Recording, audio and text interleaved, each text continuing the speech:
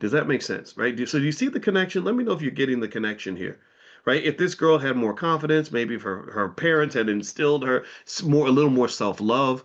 Just this morning, I was riding, in the car with Taylor, this poor little girl. It's got to be torture to like ride to school every morning with a 54-year-old college professor who's thought deeply about every aspect of life, right? So I just randomly go down some rabbit hole. But I said, yeah, well. I just want you to love yourself because self-love is the cousin of self-esteem, which is also the cousin of self-confidence, right? So if you have self-love, then you have self-esteem and you have self-confidence. You have confidence because you're confident in who you are and because you love yourself. And I said, but you can't just love yourself when you're perfect. You got to love yourself when you're less than perfect, right?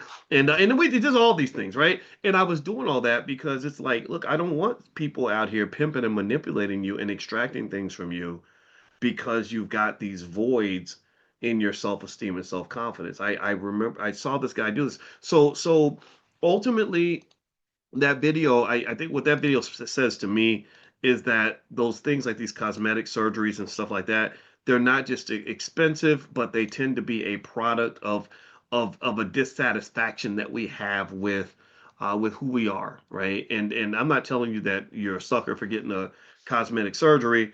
I personally, I talk to my wife, and whenever we that topic has ever come up, I'm like, no, Kanye lost his mama that way. We ain't doing that. Right? Like even the parts of you that got stretched a little bit when you gave the gift of life to those beautiful children, we gonna keep all of that. Like that to me is you're a veteran of the battle for motherhood, and for that I honor all the troops. So God bless all the mamas out here. I know the price you and your body have paid to give us life, and for that I think we should be eternally grateful and not just criticize you because you have a stretch mark or two.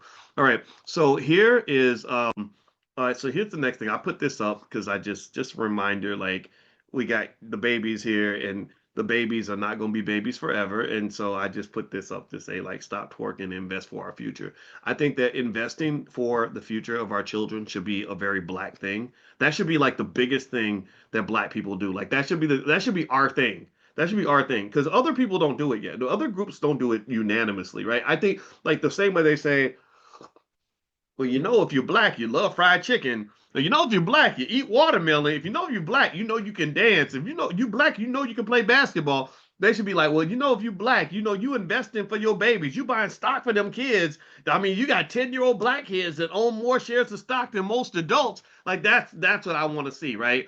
So stop twerking and invest for the kids' future because if you start investing while they're young, it's very easy to have financial security when you're older. Financial security is like a building. It's very hard to build a building in 30 seconds, but it's very easy to build a building if you give yourself 30 weeks or 30 months or 30, if you give yourself time, you can build anything. So building the house of financial security that will keep your children emotionally warm in adulthood, it's something that must start early. If it starts early, then it's very easy to do. So start early, buy them stock. Christmas is coming. Don't just buy them toys, buy them shares of stock. If you're not sure what to do or how to do it, we have a stock market program, drboystockmarket.com. My PhD was written on the stock market. My dissertation was written on the stock market.